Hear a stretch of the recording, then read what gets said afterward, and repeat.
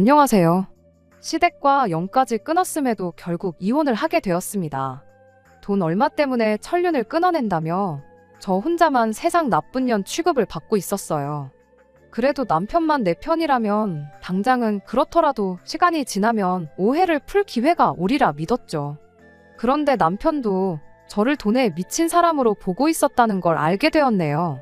설마 제가 정말 돈 얼마 아까워서 그랬다면 정말 말을 안 하겠는데 좋은 사람이라 믿었건만 팔이 안으로 굽는 건지 핏줄은 못 속이는 건지 남편 또한 자기 가족들과 별반 다를 것 없는 사람이었습니다. 그래서 결국 이혼을 결정했어요. 어차피 이렇게 될 거 시댁과 연을 끊는 게 아니라 그때 아예 이혼까지 해버릴 걸. 괜히 저만 중간에서 남편과 그 가족들 이간질한 사람이 돼가지고 욕이란 욕은 다 먹고 그리고 나서 이혼까지 하게 되었네요. 남편은 결혼정보회사를 통해 만나게 되어 그렇게 결혼까지 하게 되었습니다. 주변 사람들을 통해 소개받아서 이거 재고 저거 재고 하면서 눈치게임 하듯이 자기가 가진 거 하나 보여주고 내가 뭘 얼마나 갖고 있는지 하나 알아내고 그런 식으로 서로 간보고 재고 그러는 것보다 그냥 처음부터 오픈할 수 있는 거 죄다 오픈하고 만나는 게 오히려 감정 소모도 적고 시간 낭비도 덜하지 않나 하는 생각이었습니다. 그때는 거기까지는 생각 못했죠. 진짜 중요한 건 종이에 적을 수 있는 수치적인 것들이 아니라 거기에 적을 수 없는 것들이란 걸 말이죠. 남편을 처음 소개받고 나서 몇 달 정도를 더 만났고 그렇게 결혼 준비를 시작하게 되었습니다.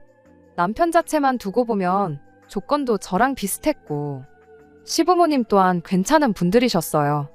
그때까지는 이렇게 좋은 사람들한테 돌연변이 같은 성격 괴팍한 아주버님이 있다는 사실을 전혀 몰랐습니다.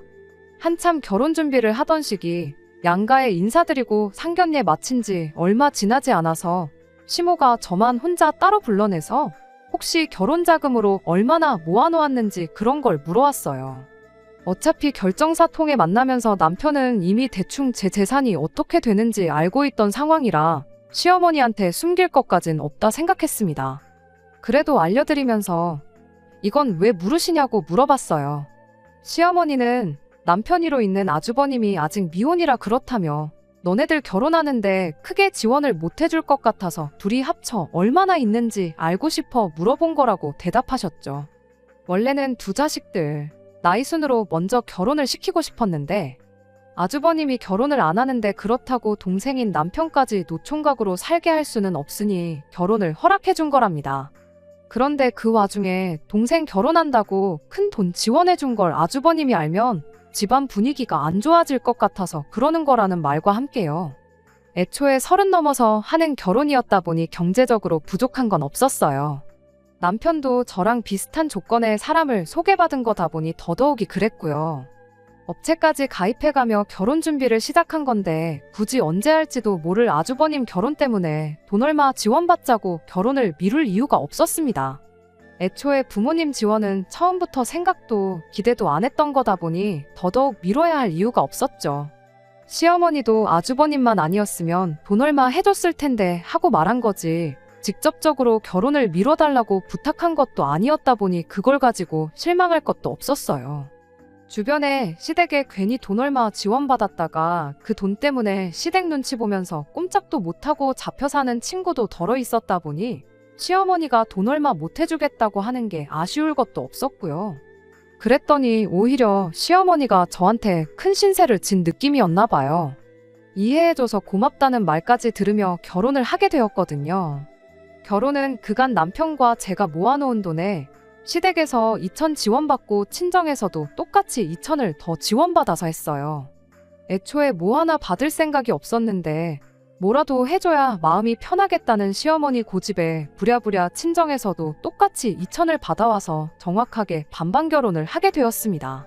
저나 남편 벌이도 나쁜 편이 아니었고 어쩌다 보니 받은 양가 부모님 지원 덕분에 수중에 돈도 좀 남아있는 상태에서 결혼을 하게 되었다 보니 결혼 첫 해가 지나서부터는 여유가 많이 생기더라고요. 그래서 그때부터는 양가 부모님께 용돈도 조금이나마 챙겨드리고 시댁 한 번, 친정 한 번 번갈아 가면서 외식도 다니고 그랬어요. 그냥 남들 하듯이 어디 가서 못한다 소리 듣지 않을 만큼 저희가 할 수 있는 선에서 최선을 다하고 있었습니다. 연애 기간이 짧았던 만큼 결혼 전에 몰랐던 서로의 생활 습관들 때문에 티격태격 하는 일이 몇 번 있긴 했지만, 또 연애 기간이 짧았다 보니 남들 연애할 때 해야 할 것들을 결혼하고 나서 한다고 둘이 여기저기 놀러 다니고 보러 다니고 먹으러 다니고 하면서 말 그대로 연애 같은 신혼생활을 만끽하고 있었습니다. 그렇게 나름 괜찮은 결혼 생활을 보내고 있던 와중 노총각이던 아주버님이 끝내 결혼을 하게 되면서 전에는 생각도 못했던 문제들이 하나둘씩 생겨나기 시작했습니다. 말씀드렸다시피 결혼 전에는 아주버님에 대해 알 방법이 없었어요. 그냥 남편이로 형이 한 명 있다. 어머님이 결혼 전에 말해준 대로 아직도 결혼을 못했다. 그 정도 알고 있는 게 전부였지요. 사람이 참 변변찮고 별로인 사람이라는 걸 알게 된 건 결혼하고 나서였습니다. 시부모님 모시고 외식 다니면서 아주버님도 항상 자리에 함께 있었어요. 초반 몇 번의 자리에서는 아주버님이 아무 말도 안 하고 식사만 같이 하고 그러는 시기였는데, 하루는 분위기가 좋아서 식사하다가 술을 조금 마시는 자리가 있었습니다. 그때 모처럼 아주버님이 무거운 입을 열었는데 저를 앞에다 두고 남편한테 너는 30 넘은 여자랑 결혼하려고 그 나이 먹도록 결혼도 안 하고 있었던 거냐는 소리를 하더라고요. 남자는 와인과도 같아서 시간이 지날수록 무르익는다나 어쩌나. 결혼이 늦은 만큼 능력이 되는데 왜 굳이 비슷한 또래의 여자랑 결혼을 했느냐 하면서 남편이 마치 잘못된 선택을 했다는 듯 이야기를 하는 겁니다. 남편이 뭔 말을 그렇게 하느냐고 제 눈치를 보면서 애써 화제를 돌려보려고 했어요. 서로 마음도 맞고 사랑도 하게 되었으니 결혼한 거 아니겠냐. 나이가 뭐가 중요하냐고. 마음 맞는 사람들끼리 행복하게 사는 게 좋지 하면서 말을 하는데, 또 그 아주버님이라는 인간이 한다는 소리가 글쎄 업체 통해서 결혼했으면서 사랑은 무슨 사랑이냐고 하는 겁니다. 설령 정말 사랑에 빠져서 결혼을 했다 한들 저를 사랑했으면 더더욱이 나이 많은 저랑은 결혼을 했으면 안 되는 거였다고 그딴 소리를 하는 거 아니겠어요? 뭐 어디 연구 결과에 따르면 남자가 생물학적으로 여자보다 수명이 10년은 짧다는 말 못 들어봤냐입니다. 나이 또래가 비슷하니까 가도 남편이 먼저 갈 텐데 그렇게 되면 네 사랑하는 와이프 혼자 다 늙어가지고 독수공방 시키는 꼴이 아니냐고요. 그리고 너는 너대로 너 죽고 나서 마누라 쓸 돈을 남겨놔야 되니까 노후도 아끼면서 살아야 되는 거 아니겠냐고. 못 빠지게 일해서 제대로 돈 한 번 제대로 써보지도 못하고 그렇게 죽을 거 아니겠냐 하는 말도 안 되는 소리를 해대는데, 정말 그때 그 말이 취중진담이던 술 때문에 나온 실언이던 간에 상종할 사람은 아니구나 싶었습니다.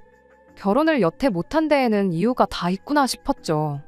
40이 다 되어가는 나이에 얼마나 어린 여자하고 결혼을 하는지 한번 두고 보자 하고 말았어요. 아주버님이 말을 재수없게 한다고 해서 저희 결혼 생활에 크게 지장을 주는 것도 아니고, 남편도 그날 이후로 제 눈치가 보인 건지 시부모님과 함께하는 자리에 아주버님은 따로 부르지 않았었거든요. 그런데 안 마주친다고 끝날 일이 아니었어요. 그 아주버님이 정말 결혼을 하게 되었거든요. 결혼을 하게 된 것도 놀라운데 무슨 수를 쓴 건지 그것도 저보다 4살이나 어린 여자와 말이에요. 그 여자는 전생에 무슨 죄를 지어서 저런 인간하고 부부의 연을 맺게 된 건가 싶었는데, 겪어보니 불쌍하다고 생각할 가치도 없는 그런 사람이었어요. 집신도 짝이 있다더니 둘이 짝짝꿍이 맞으니까 결혼을 한 거지 괜히 한 게 아니구나 싶었죠. 아주버님한테 속아서 결혼한 것도 아니고 뭐 동정할 가치도 없는 똑같은 족속이었습니다. 저보다 어리다고 해서 제가 뭐 형님 대접을 안 해주고 무시할 생각이 있던 것도 아니었어요. 그런데 첫 만남부터 기선제압을 하려는 건지 저한테 되도 않는 기싸움을 걸어오더라고요. 인생을 어떻게 살아왔는지 그 경험이 중요하지 나이가 전부는 아니라는 둥 하면서요. 딱히 직업도 없으면서 인생의 경험을 논하는 게 어이없긴 했지만 둘이 똑같은 것들이라 생각하니 열받을 것도 없었습니다. 아주버님 결혼 전에 안 보고 지냈던 것처럼 아무 교류 없이 지냈으면 참 좋았겠다 싶었지만, 애석하게도 아주버님도 가정을 꾸리게 된 만큼 시부모님을 만날 때마다 함께 자리를 하게 되었습니다. 여기에 인연전연 하면서 쓸 수는 없으니 일단은 형님이라고 쓰기는 할게요. 아무튼 그렇게 몇 번 정도 시부모님과 함께 자리를 갖다가 알게 된 건 이 형님이라는 사람이 다른 것보다 맏며느리 욕심이 있다는 사실이었습니다. 저한테는 대수롭지 않은 일이었어요. 그동안 아주버님이 혼자였다고 해서 제가 맏며느리 노릇을 했던 것도 아니고 그게 뭐 엄청난 벼슬자리라고 나서서 제가 하고 싶은 생각도 없었죠. 용돈 드리고 외식하고 그랬던 거야. 여유도 좀 있겠다. 그리고 가족이니까 친정도 똑같이 챙기니까 했던 거지. 딱히 시어머니 사랑을 독차지하고 싶어서 그랬던 것도 아니었고요. 그런데 아주버님이 보기엔 그간 제가 시부모님께 잘했던 게 다 맏며느리 노릇하면서 이쁨 받으려고 그랬던 것처럼 보였던가 봅니다. 결혼도 안 했으면서 그딴 생각을 하다니 참 어이가 없었죠. 아무튼 제가 그렇게 느낀 이유가 뭐냐면 그 형님이라는 사람이 제 일거수일투족을 견제를 하고 동시에 자기가 잘했다 싶은 일에는 그렇게 생색을 냈기 때문이에요. 말씀드렸다시피 맏며느리 자리에 별로 욕심도 없고 오히려 그 귀찮은 거 대신 해주면 고마울 따름이었는데 문제는 그 생색을 내 돈으로 내려던 게 문제였어요. 아주버님네 결혼하고 처음으로 세 식구가 같이 모여 외식을 했던 날이 있어요. 그간 아주버님네 집들이 등등해서 거의 집에서 모였다 보니 그렇게 세 식구가 외식을 한 건 그날이 처음이었죠. 식사가 마무리되어 갈 때쯤 누가 시키지도 않았는데 형님이 오늘은 자기가 사겠다며 혼자 가서 계산을 하고 오더군요. 식사 마치고 나서 집에 도착한 뒤 형님한테 덕분에 잘 먹었다고 톡 하나 보냈죠. 그런데 제 톡에 형님이 답장을 하기를 총 40만 원이 나왔으니 절반인 20만 원을 보내라며 자기 계좌를 적어 보내는 거 아니겠어요? 20만 원이 아까워서 그러는 게 아니라 같이 낼 거면 처음부터 같이 내자고 하던가 하지. 자기가 쏘겠다고 자리에서 있는 생색은 다 내놓고는 집에 오자마자 절반을 내라고 하니 어이가 없었습니다. 제가 핸드폰을 보면서 콧방귀를 뀌고 황당해하고 있으니 남편이 그런 저를 보고 뭐 무슨 일인데 하고 물어보더라고요. 그래서 남편한테 황당하다고 이것 좀 보라고 형님이 지가 쏜다더니 뒤에서 돈을 달라고 한다 하고 이야기를 했는데 남편은 그래도 절반 내는 게 어디냐 반반씩 냈다 생각하면 억울할 것도 없지 않냐면서 그냥 그 돈 보내주라고 하더라고요. 그래서 안 그래도 돈 보내려고 생활비 통장에서 20만 원 옮기는 중이다 했더니 남편이 화들짝 놀라더니 40만 원이나 나왔냐고 물가가 올랐다더니 정말 엄청 올랐구나 하고 대답을 해왔습니다. 그날 외식한 곳이 저랑 결혼하기 전에 아주버님까지 같이 해서 네 식구가 자주 가던 집이었답니다. 보통 넷이서 가가지고 배 터지게 먹고 와도 20만 원 정도 냈고 술 같은 거 마셔서 좀 더 많이 나오는 날에는 25만 원 정도밖에 안 나왔었대요. 아무리 형수님도 계시고 저도 있어서 입이 두 개가 늘었다고 한들 여자 둘이서 먹어봐야 얼마나 먹는다고 거의 2배 가격을 지불하고 왔으니 남편 입장에선 놀랄 수도 있는 일이었죠. 거기가 엄청난 맛집도 아니고 그냥 가성비가 좋아서 자주 다니던 곳이었는데 전에 다녀왔던 만큼 배부른 느낌도 안 들고 이제 가격까지 그렇게 비싸버리면 더 이상 거기에 갈 이유가 없는 것 같다면서 다른 집을 찾아봐야겠다고 한마디 하고 말더군요.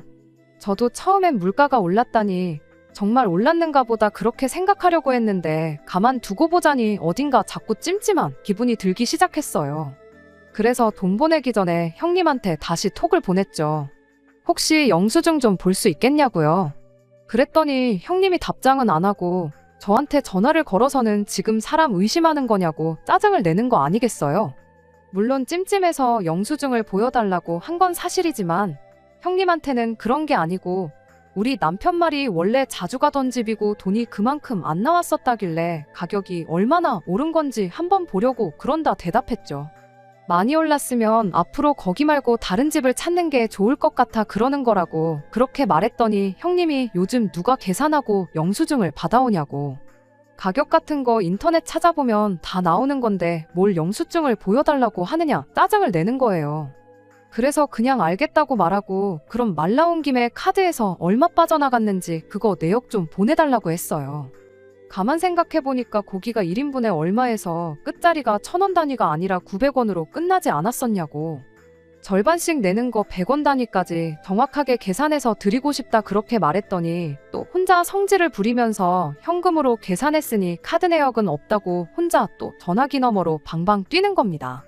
자기가 설마 몇백 원 더 받아먹으려고 이러는 것 같냐며 손해를 봐도 자기가 손해보는 거고 몇백 원 그거 자기는 신경도 안 쓰니까 걱정 말라더니 그냥 돈이나 보내라고 혼자 짜증만 있는 대로 내고는 전화를 끊어버리대요. 일단 제가 형님이 카드 긁는 모습을 봤는데도 굳이 현금 계산을 했다 하고 영수증도 없다 하고 하면서 얼마 나왔는지 숨기는 걸 보니 적어도 40만 원이 나와서 20만 원을 달라는 건 아니겠구나 싶더군요. 인터넷에 검색까지 해서 메뉴판 사진이 있는 걸 남편한테 보여줬더니 가격이 하나도 안 올랐고 그대로라고 하는 겁니다. 남편한테 이거 형님이 우리 돈 떼어먹으려는 거 아니냐고 했더니 설마 몇만 원 가지고 그러겠냐고. 가격이 그대로라도 물가가 오르면 양을 줄이는 가게들도 있지 않냐며 필시 그래서 그런 걸 거라고. 얼마 되지도 않는데 이걸로 일 만들지 말고 그냥 그 돈 보내주고 이만 끝내라고 하는 거예요. 사람이 싫어서 그런 건 맞지만 이걸 물고 늘어지는 게 저도 똑같이 유치한 사람이 되는 거 아닌가 싶어서 그날은 그냥 그 돈 보내주고 말았습니다. 그 뒤로 찾아온 게 어버이날이었는데 그때도 마찬가지였어요. 형님한테 연락이 왔는데 어버이날 두 분 드릴 선물을 반반씩 같이 내서 사면 어떻겠냐고 하더니 톡으로 인터넷 쇼핑몰 링크를 2개 보내더라고요. 아버님 드릴 겨울 잠바랑 어머님 드릴 무스탕 이렇게였는데 뭐 5월에 겨울옷을 사드리느냐 했더니 원래 이럴 때 사야 저렴하게 사는 거 모르냐며 저보고 헛똑똑이라고 하더군요. 각각 아버님께 40만 원, 어머님께 80만 원 정도 했는데 제가 느끼기에 싸게 사는 느낌이 들지도 않았어요. 일단 알겠다고 하고 혹시나 싶어서 똑같은 옷을 인터넷에 검색해봤는데 형님이 보내준 쇼핑몰은 수많은 쇼핑몰 중에서도 가장 가격이 비싼 곳 사진을 찍어서 보낸 거였더라고요.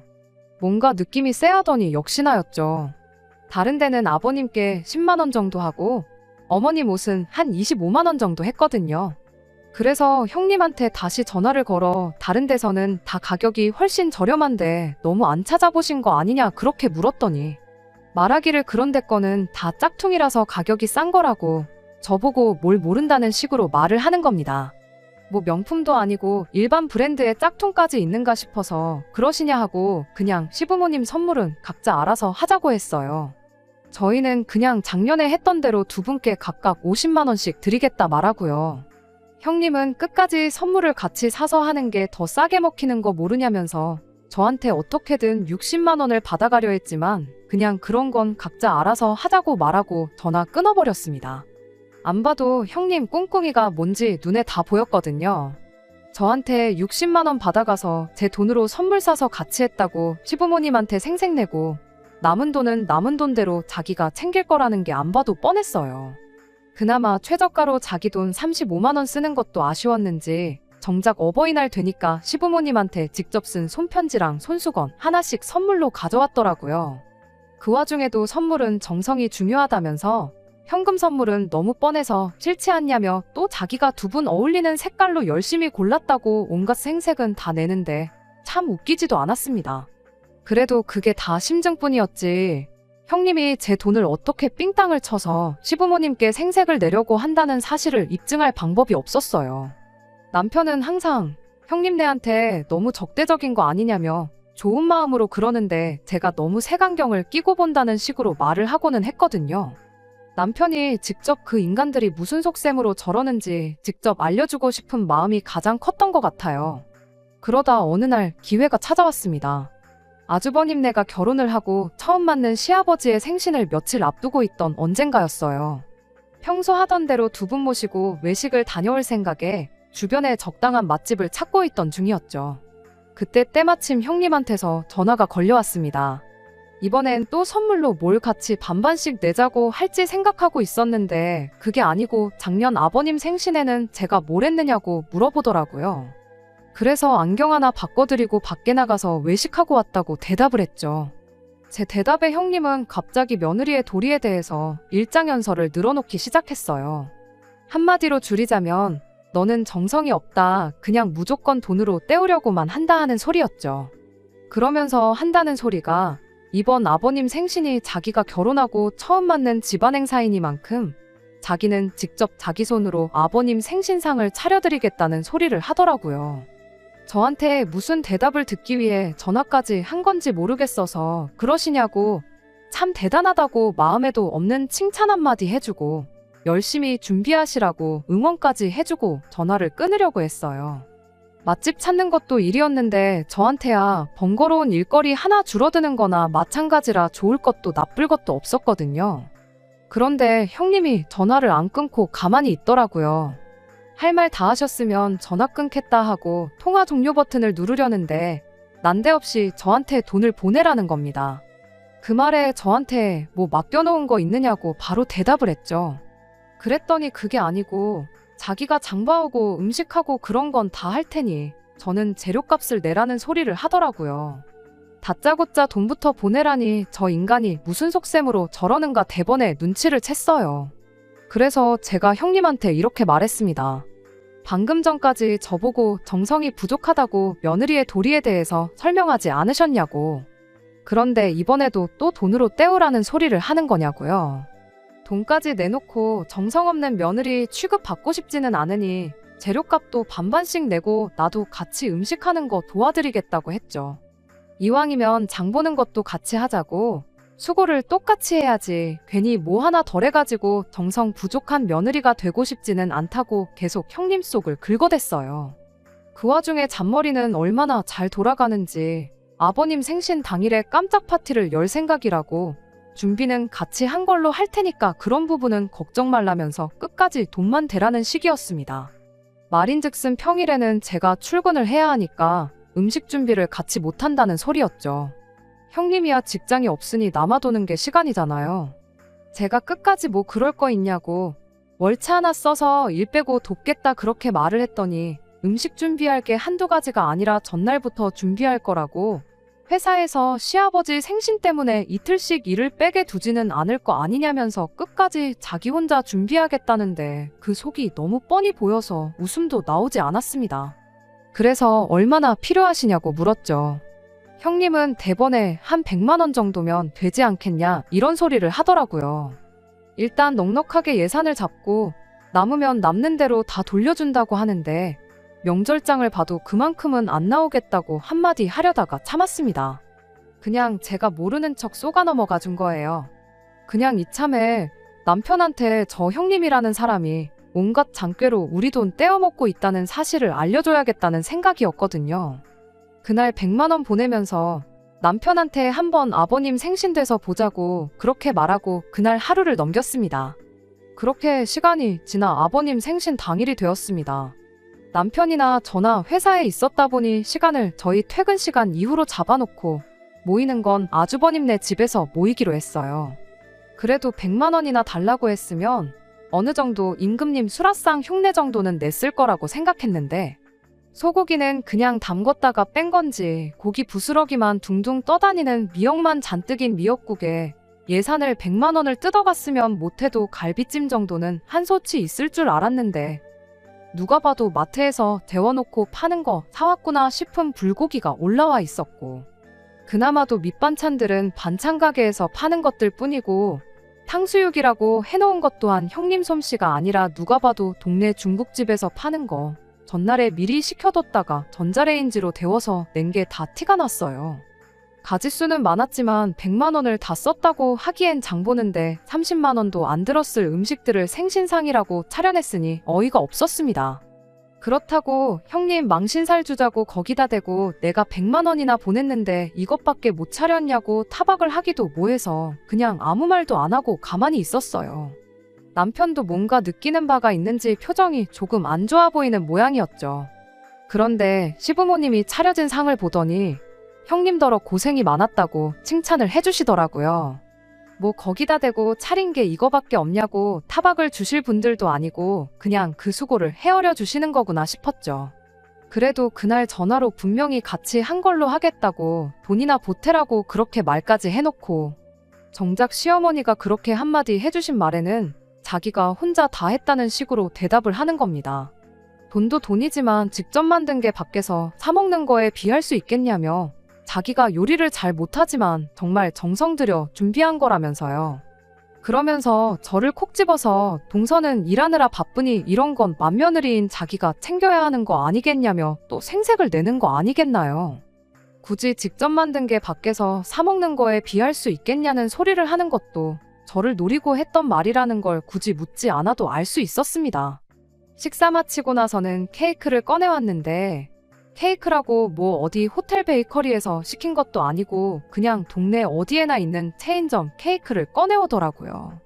그래도 분위기는 좋았다 보니 거기다 대고 구태여 찬물을 끼얹고 싶은 생각은 없어서 가만히 있었어요. 적어도 남편이 저 형님이라는 인간이 어떻게든 우리 돈은 돈대로 떼먹고 생색은 있는 대로 내는 사람이란 걸 알게 되었으니 소기의 목적은 달성했구나 싶어서 그걸로 끝내기로 했죠. 아니나 다를까 집에 갈 때 되니 형님이 장보고 남은 돈이라며 3만 원을 제 손에 쥐어주더라고요. 그 음식에 97만 원이나 쓴 거냐고 영수증이나 있으면 보여달라고 했더니 저보고 살림을 안 하니까 이런 기본적인 것도 모른다며 생색을 내면서요.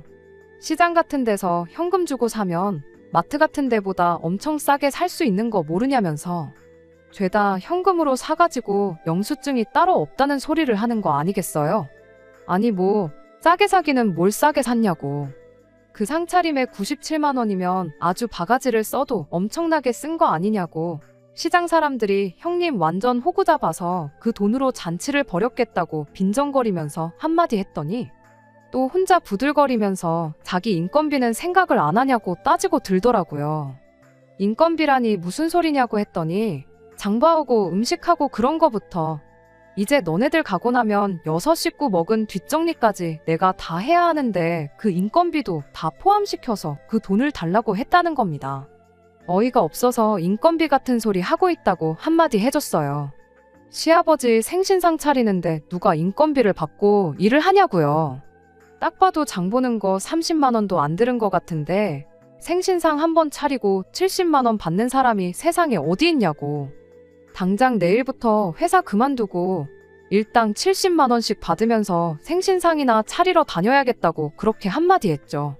감정이 격해지기 시작하니까 서로 언성이 높아지기 시작했고 결국엔 저희가 티격거리는 소리에 시부모님까지 그 광경을 목격하게 되었습니다.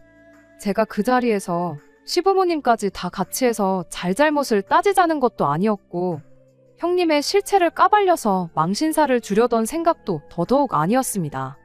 생색은 얼마든지 내도 좋지만 단지 돈 계산만큼은 똑바로 했으면 좋겠다는 취지였어요.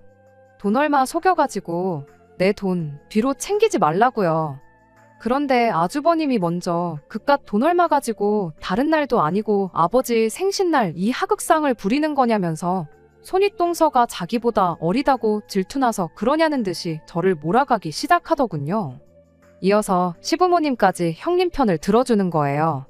애가 잘하려고 그런 건데 돈 좀 더 내고 덜 내고 하는 게 뭐가 중요하냐면서요. 너네야 맞벌이에 돈도 잘 버니 돈 얼마 더 쓰는 거 아까운 거 아니지 않냐고.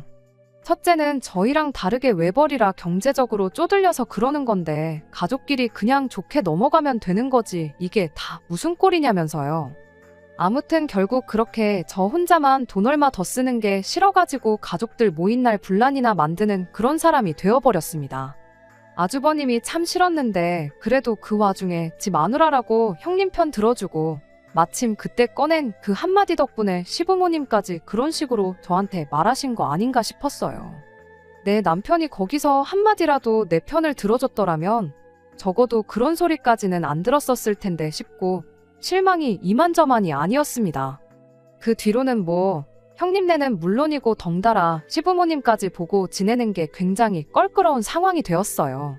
저는 그동안 아주버님이 결혼하기 전부터인 저희 결혼하자마자부터 나름 제가 할 수 있는 도리를 다한다고 없는 시간까지 할애해가며 시댁에 잘했다고 생각했는데 참 그간 제가 뭘 했던 건가 싶고 그런 생각이 드니 구태여 제가 나서서 이 오해를 풀고 싶은 생각도 안 들었어요. 그렇게 시댁과 연을 끊다시피 살게 된 게 그 후로 반년입니다. 그중 시어머니 생신이 있었고 명절이 한 번 있었어요. 따로 시댁에 찾아가지는 않았지만 연 끊었다고 할 도리까지 안 했다간 정말 이대로 평생 안 보고 지낼 수도 있겠구나 싶어서 딱 남들 하는 만큼만 해서 돈 얼마 보내드렸죠. 남편까지 못 가게 할 생각은 아니었는데 그래도 어떻게 저만 두고 혼자 가겠냐며 제 곁을 지켜주었습니다. 그날 내 편에 서서 말 한마디 안 해준 게 원망스러웠지만 그 후로 이렇게 정성인 남편한테 미안하고 고마운 마음이 컸어요. 그러던 중 얼마 전 형님한테서 연락이 한 통 왔어요. 무슨 바람이 불어서 전화를 한 건가 그냥 안 받아야겠다 했는데 옆에 있던 남편이 그래도 무슨 급한 일일 수도 있는데 가족끼리 무슨 일인지는 알아야지 않겠냐며 전화를 받으라고 보채더라고요. 전화 받자마자 그동안 잘 지냈니 어쩌니 그런 이야기를 꺼내는 걸로 봐서 뭐 급한 일이 있어서 그런 건 아니겠구나 싶었습니다. 별일 아니면 전화 끊겠다고 그렇게 한마디 했더니 형님이 그제서야 본론을 말하더군요. 이번에 시부모님 모시고 여행을 좀 다녀올 생각인데 여행 경비 좀 보탤 생각 없느냐면서요. 저희야 회사 일 때문에 참석하기 힘들 테고 돈만 보내주면 자기가 시부모님 모시고 여행 다녀올 거고 다녀온 김에 저에 대한 이야기도 좋게 해주겠다나요. 그러면서 자기 계좌로 돈 1,000만 원을 보내라는 거예요. 난데없는 액수에 뭐 어디 유럽 같은데 모시고 가는가 했더니 제주도를 그것도 고작 4박 5일 다녀오면서 돈 1,000만 원을 내라는 소리를 하고 있던 겁니다. 이번엔 반반씩 내자는 소리를 따로 안 하는 걸로 봐서 아예 그냥 저희들 돈으로 시부모님은 물론이고 자기들 돈까지 내달라는 소리나 다름없었지요. 그리고 설령 그렇다고 한들 4인 가족이 어디 유럽도 아니고 제주도 꼴랑 4박 5일 다녀오는데 돈 1,000만 원이 무슨 소리인가 싶어서 대번에 헛소리 하려고 전화한 거면 그냥 끊겠다 말하고 전화를 끊어버렸습니다. 그런데 옆에 있던 남편이 왜 그냥 전화를 그런 식으로 받냐면서 저한테 뭐라고 한마디 하는 거예요. 그래서 방금 저 사람이 뭐라고 했는 줄 아느냐? 시부모님 모시고 4박 5일 제주도를 다녀올 계획인데 여행 경비로 1,000만 원을 입금하란다. 그래서 헛소리 말라고 하고 끄는 거다 하고 설명을 해줬죠. 그랬더니 남편이 돈 얼마가 나오든 뭐가 중요하냐면서 그냥 그 돈 보내주고 가족들하고 화해를 하면 안 되겠냐는 겁니다. 형수님이 여행 계획 세우고 2분 모시고 다니고 하면 고생이지 않겠냐. 그리고 지난 반년 동안 어머니 생신도 안 챙겼지. 명절도 안 챙겼지. 형수님 혼자 고생했을 텐데 수고비 명목으로 돈 얼마 준다고 생각하면 아까운 거 하나도 없지 않느냐는 말도 안 되는 소리를 하는 거 아니겠어요? 남편이 가족들하고 멀어지니 조바심이 나서 저럴 수도 있다는 거 10분 이해는 하지만 차라리 그럼 그 돈 주고 가족들하고 화해한다고 생각하면 되는 거 아니냐고 단도직입적으로 말하지. 형수님이 앞으로 고생할 거 그동안 고생할 거 따져가면서 수고비 타령을 하니 그간 고맙고 미안하고 했던 마음도 사라지고 아무리 남편이라고 해도 정이 뚝 떨어지더라고요. 그래서 미쳤냐고 언제부터 시부모님 챙기는 게 수고비 받고 하는 일이었느냐고 한마디 따졌습니다. 그렇게 따지면 아주버님 결혼하기 전에 내가 시부모님 챙기고 그랬던 거 수고비는 누구한테 청구하면 되는 거냐고요.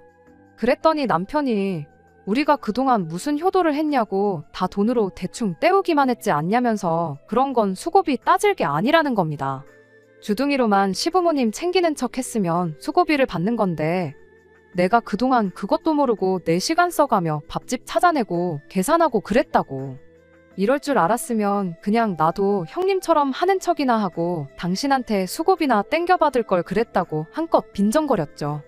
그 말에 남편이 너는 그 와중에 또 돈돈거리고 있냐고 그놈의 돈 빨키는 것 좀 그만 좀 하면 안 되겠냐는 거 아니겠어요? 그 큰돈 거침없이 한 방에 내주면 가족들도 제가 푼돈 얼마에 쪼잔하게 군다는 오해도 풀리지 않겠냐고 하는데 정말 얼토당토하는 소리에 기가 차서 말도 안 나오더라고요. 설령 1,000만 원이 아니라 돈 얼마 주고 풀릴 일이었다고 한들 그렇게까지 해서 풀고 싶은 생각일랑 없다고. 지금 호구같이 그 돈 해주고 나면 다음엔 얼마나 더 큰 돈을 바라겠냐고.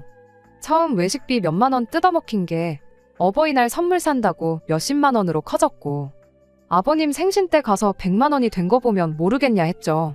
지금 이거 1,000만 원 해주면 아마 다음번엔 우리 집 집문서를 내놓으라고 해도 충분히 그럴 거다 했더니 저보고 말이나 되는 소리를 하냐며 입에 거품을 물더라고요. 말이나 되는 소리냐니 누가 할 소리를 하고 있느냐고 따졌더니 남편이 이렇게 한마디 하는 거예요. 막말로 죄를 지어도 위자료를 내지 않냐고. 어쨌든 너 때문에 가족들하고 연도 끈타시피 해서 지내고 있는데 그냥 위자료 주는 셈 치고 그 돈 해주면 어디가 덧나냐는 겁니다. 그때 알게 된 거죠.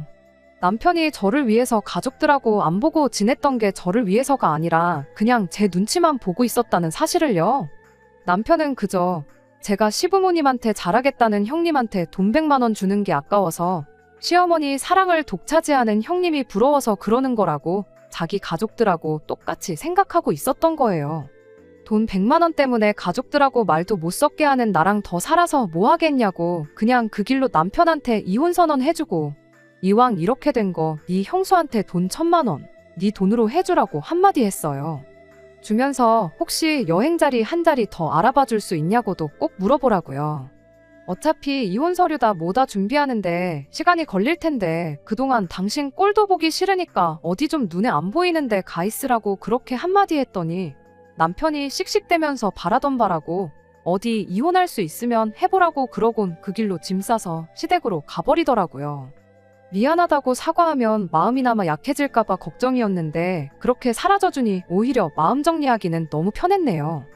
남편이 집에 돌아온 건 그로부터 일주일이 지나서였어요.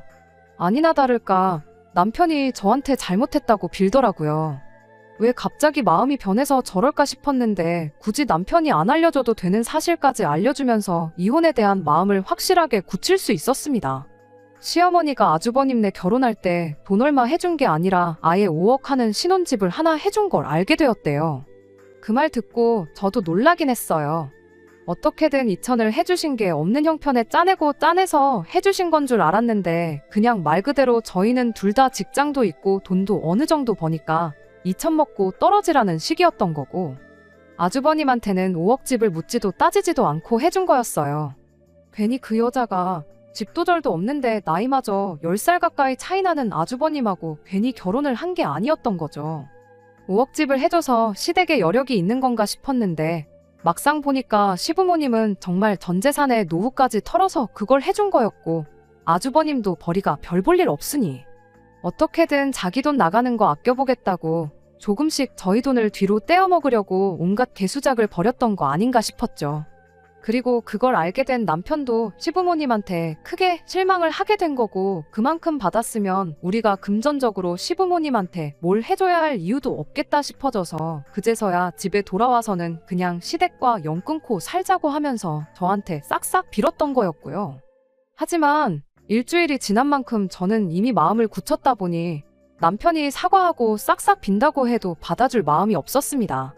오히려 남편이 시댁과 연 끊고 살자며 꺼낸 그 아주버님 신혼집에 얽힌 뒷이야기가 마음만 더 굳게 먹게 해주는 꼴이 되었네요. 이혼한 지금에 와선 형님, 아니 그 여자한테 고마운 마음까지 드네요. 내 돈으로 생색도 내고 자기 돈까지 아껴보려다가 이렇게 저를 그런 거지 같은 집구석에서 탈출시켜준 거나 마찬가지니까요. 40줄에 장가 못 간 장남아들 결혼시키는데 5억이 들었는데 부모님도 아니고 형님네한테 돈 쓰는 게 아깝냐고 따져묻다가 이혼당한 아들 재혼시키는 데는 얼마나 들런지. 이미 이혼한 마당에 뭐 그게 중요한가 싶지만 조강지쳐 냅두고 가족들 편만 들다 이혼당한 남편이 평생 일을 두고 후회 속에 살았으면 참 좋겠습니다. 끝까지 들어주셔서 감사합니다. 오늘의 사연은 여기까지입니다. 구독과 좋아요, 알람 설정 부탁드리고 더 좋은 사연으로 다시 찾아뵙겠습니다. 감사합니다.